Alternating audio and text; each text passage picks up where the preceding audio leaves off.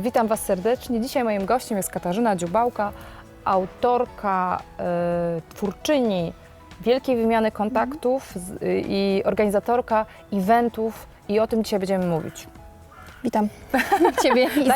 Daję taką przestrzeń, zauważyłyście, moim gościom, żeby w końcu powiedzieć dzień dobry, bo nie, trudno mi się wbić w barierę, jak to ktoś powiedział, ale słuchajcie, do bramki, do celu. Słuchajcie, chcę opowiedzieć dzisiaj zaprosiłam Kasię, żeby powiedziała dzisiaj o tym, jak ona organizuje konferencje, ponieważ Kaśka jest dla mnie przykładem osoby, która robi to w sposób inny niż wszyscy i osiągnęła skalę taką, gdzie nie jeden by sobie tego życzył. I wiem, co mówię, bo z Kasią często występuję na tych konferencjach, które organizuję w całej Polsce, a zaczynała od Warszawy. I jak to było, kochana, na samym początku, jak organizowałaś pierwsze eventy w Warszawie? Wiesz co, ja pierwszy event zorganizowałam w 2013 roku, faktycznie w Warszawie. To jeszcze wtedy było w ramach kursu w Szkole Liderek na zaliczenie w ogóle całej szkoły. I 6 miesięcy później zorganizowałam już drugi w swojej firmie, którą zarejestrowałam po to, żeby robić konferencję i żeby zrobić ją już odpłatnie, ponieważ pierwszą konferencję zrobiłam bezpłatnie. 2 lata robiłam konferencje w Warszawie. To były konferencje dla kobiet, które chcą otworzyć swoją firmę. Twoja pasja, twoja firma, tak nazywała się konferencja. I po 2,5 roku organizowałam konferencję w Warszawie, kiedy to zdecydowałam się wyjść na Polskę. Zorganizować konferencję w innym mieście. A dlaczego? W Warszawie byłaś i nie wystarczyło Ci za mało przestrzeni, za mało pomysłów. Dlaczego Polska Ci Wystarczało mi to. Właściwie w ogóle jestem z Warszawy. Tutaj też studiowałam, pracowałam, więc znam to miasto bardzo dobrze. Znałam tutaj dużo kobiet, więc jakby organizowanie konferencji przez 2 lata też sprawiło, że zbudowałam tutaj grupę. Społeczność, tak. Natomiast wydaje mi się, że inne kobiety do mnie pisały, że bardzo chcą, żeby konferencja odbyła się w ich mieście. Klient Cię zainspirował, po prostu. Klienci, tak. Natomiast też dużo osób mnie zniechęcało do tego, żeby robić konferencję. Zniechęcało tak. Cię? Skąd ja to znam? Znaczy ja się rok zastanawiałam i przymierzałam, żeby zrobić konferencję w Łodzi, bo wydawało mi się, że to jest niedaleko. Blisko, tak. A najtrudniejsza jest ta Łódź chyba, nie? Też obserwowałam jakieś eventy, wydarzenia, które się działy w innych miastach. Kobiety, które tam były, społeczności. Natomiast bałam się, że po pierwsze nie znam kompletnie innych miast, nie jeżdżę do nich, nie znałam nikogo z tych miast, więc ciężko było mi się naprawdę tam wybrać i zorganizować w obcym mieście konferencję, gdzie ja zdawałam sobie sprawę, ile to jest pracy, ile potrzeba pracy, że trzeba wypracować miejsce, że trzeba znać ludzi, żeby po prostu zaistnieć w danym miejscu. I teraz z perspektywy czasu, zaraz do tego wrócimy, ale jak już jesteśmy przy tych konferencjach poza Warszawą, to czy społeczność, która Ci się gromadzisz wokół swojego tego eventu, konferencji, jest inna w Warszawie i poza Warszawą? Czy te dziewczyny są inne? Czy dziewczyny są inne? Myślę, że każde miasto, każde miejsce faktycznie charakteryzuje się jakąś swoją społecznością i tym, co się dzieje. W ogóle każdy event jest inny, każde wydarzenie jest inne, każde spotkanie. Natomiast akurat na moich eventach atmosfera wydaje mi się, że jest podobna w każdym mieście. Czasami jest głośniej, czasami jest trochę bardziej spokojnie, ale tak naprawdę w całej Polsce kobiety są podobne, mamy podobne problemy i w ramach tej społeczności możemy się dzielić tym doświadczeniem. To jak wybierasz prelegentów, skoro z mojego doświadczenia wynika, że one nie potrafią powiedzieć, jakie są ich kłopoty i problemy, bo mówisz, że podobne problemy mają, ale jak ja pytam, czego chcecie się dowiedzieć, co chcecie usłyszeć? Ja wam przygotuję wystąpienie dokładnie na ten temat. Tak, no właśnie, bo być może też, bo teraz jeździmy po innych miastach i dziewczyny w innych miastach jeszcze być może nie do końca wiedzą, ponieważ mało jest tych eventów, mało przyjeżdża osób, one do końca nie wiedzą, czego się spodziewać, o co pytać, więc one w ogóle przychodzą z ciekawości, żeby zobaczyć, co to jest i co się dzieje. W Warszawie na pewno... Bardziej dojrzała taka publiczność. Tak, Warszawa na pewno przoduje, bo kobiety chodzą na spotkania networkingowe, wiedzą, co to jest, wiedzą, po co tam się chodzi, bo akurat teraz organizuję konferencje networkingowe z naciskiem na networking i jest po prostu, są bardziej świadome tego, czego się spodziewać i czego one chcą i oczekują, żeby były zadowolone. Kasia, dobrze, teraz tak, co Cię zaskoczyło poza Warszawą? Bo robiłaś w Warszawie konferencję, wyszłaś poza Warszawę, organizujesz teraz w ilu miastach w sumie? 8. 8 w jednym miesiącu? Nawet nie liczę. Ale ty Nie w jednym miesiącu. W 8 miastach w tej chwili. Dobrze, tak w miesiącu do ilu osób docierasz? 100? 1000? Ale ile osób bierze udział w spotkaniu? Tak. Policz tak na szybciutko. Tam Poznań, Kraków, to No 300, to 200. Wydaje mi się, że około 300-400 w zależności ile Nie. wydarzeń w danym miesiącu Nie, organizuje. jak ja z tobą jeździłam i w jednym mieście było 200, w drugim mieście było 200, w trzecim mieście było 100 parę, tu było 300, to ja myślę, że ty około 1000 ludzi ogarniasz tam. To jest około średnio 150 osób na wydarzenie. A takich wydarzeń robisz ile w miesiącu?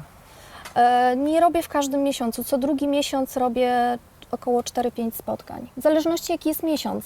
No bo ja mam wrażenie, że ty cały czas jeździsz. No bo jest 8 miast, to policz. To jest 4 miasta 8 miast masz. 4 miasta powiedzmy na miesiąc. Czyli 4 to są miasta 4 miesiąca. spotkania w miesiącu. Czyli około 600-700 Ale na osób. przykład tak, w maju 2 spotkania, tak? W czerwcu 3 albo 4 spotkania. No właśnie, ale to już nie jest za późno? Czy to nie jest tak, że się robi spotkania w pewnych okresach roku? Że więcej ludzi przychodzi, że latem się nie powinno robić? Właśnie ta branża jest bardzo nieprzewidywalna i nie ma tutaj reguł, kiedy ludzie przychodzą na event, a kiedy nie, bo może nam się wydawać, że jest fajny termin, ale gdzieś jest koniec miesiąca, początek, przed majówką, po majówce i nie zapisze się tyle osób, ile chce, a może się okazać, że robimy wydarzenie w wakacje, gdzie nikt inny nie robi wydarzeń i okazało się, że nie wszyscy wyjechali. Część osób pracuje, prowadzi biznes, cały czas się uczy i lipiec też równie dobrze może być dobrym miesiącem na zorganizowanie wydarzenia, także nie ma reguł. I ty się nie boisz tych okresów letnich do organizacji takich eventów? Nie, przetestowałam to w zeszłym roku, gdzie ja stwierdziłam, że nie zwracam uwagi tak bardzo na termin, jak na to, co ja chcę zorganizować i co ja chcę w danym momencie przekazać. A nie patrzysz na konkurencyjne imprezy w tym czasie? To nie jest tak, że W one tej chwili już tych spotkań networkingowych jest dosyć dużo, więc patrzę. Natomiast nie chcę, żeby powstrzymywały mnie inne wydarzenia przed zorganizowaniem mojej konferencji, dlatego że ja też wiem, że ona jest w pewien sposób unikalna i przyciągnie swoją publikę. Dokładnie.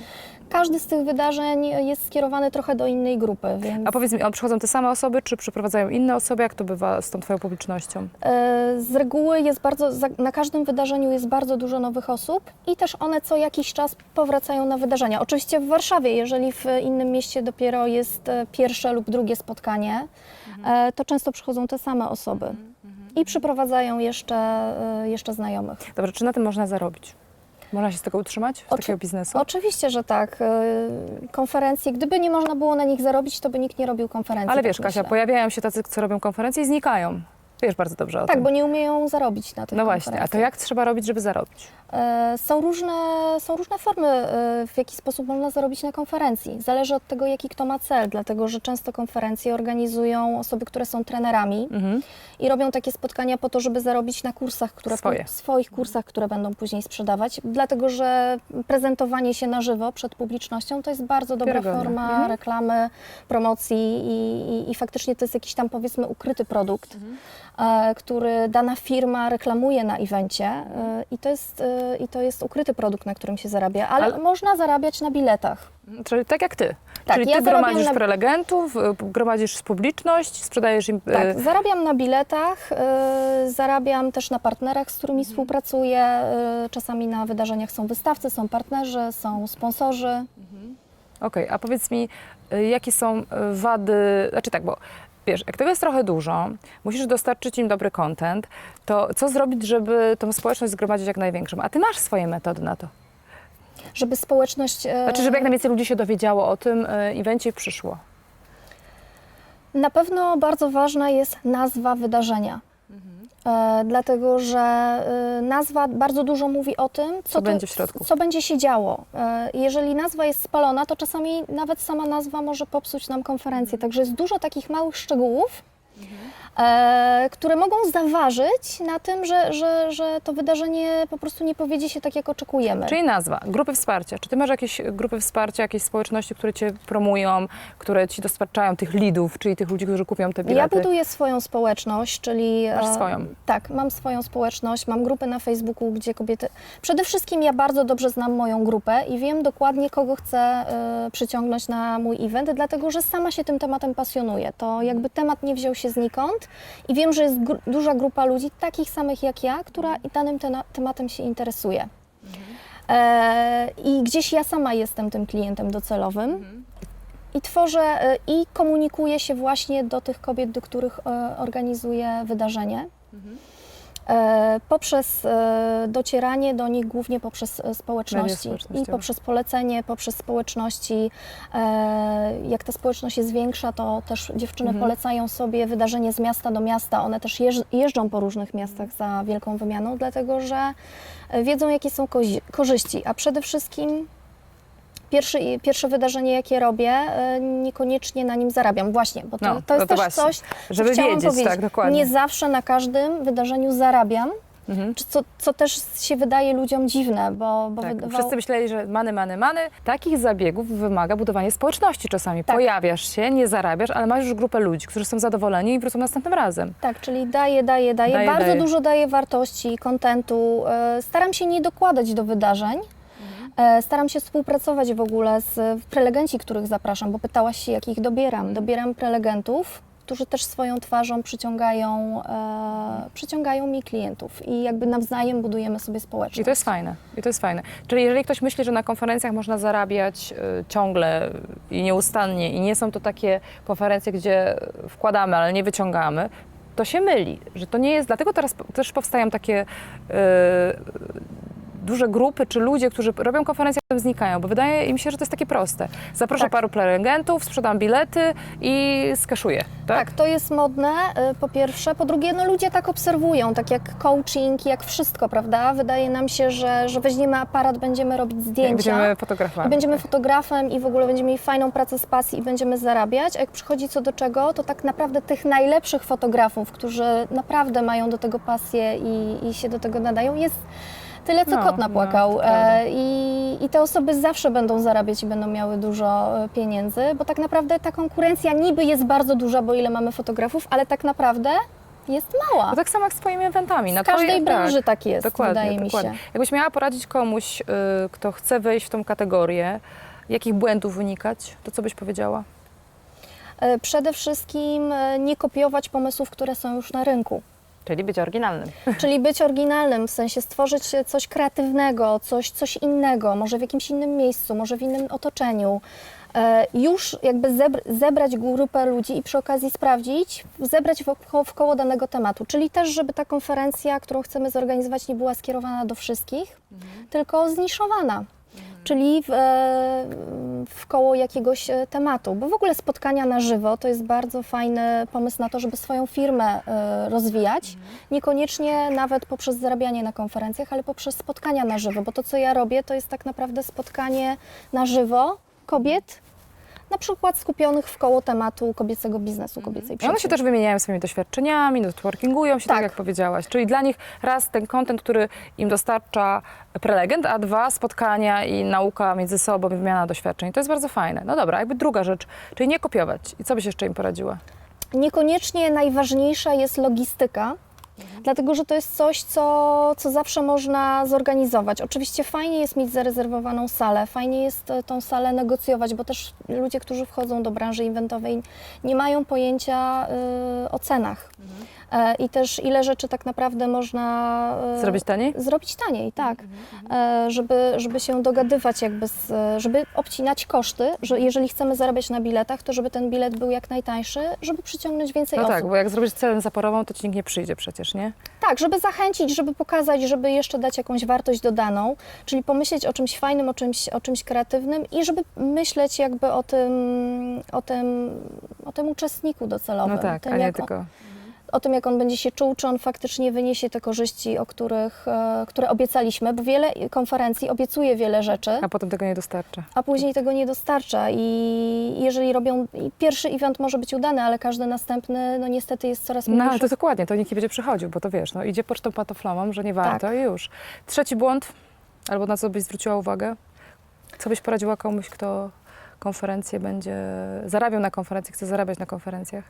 Że tak naprawdę chyba 20% to jest organizacja przedsięwzięcia, a 80% to jest promocja wydarzenia. No właśnie, ja do takiej promocji chciałam dojść, żebyś mi ty powiedziała, jak promować, żeby wypromować. To przecież wiesz, my nie jak to się wiąże z pieniędzmi i z inwestycjami, no to my nie chcemy, jak wiesz, dużo kasy dawać, bo przecież gdzieś te bilety Muszą Ja się bardzo też... dużo daję, jakby jak się otwiera moje wydarzenie, to wydaje mi się, że tam jest bardzo dużo różnych rzeczy, które mogą zainteresować potencjalnych odbiorców. Czyli są wykłady, są prelekcje, jest możliwość networkingu, pozyskania nowych kontaktów, czyli są ciekawe twarze, które na przykład, jeżeli ty występujesz, to może być dużo kobiet, które chcą ciebie po Ciekawa prostu, twarz.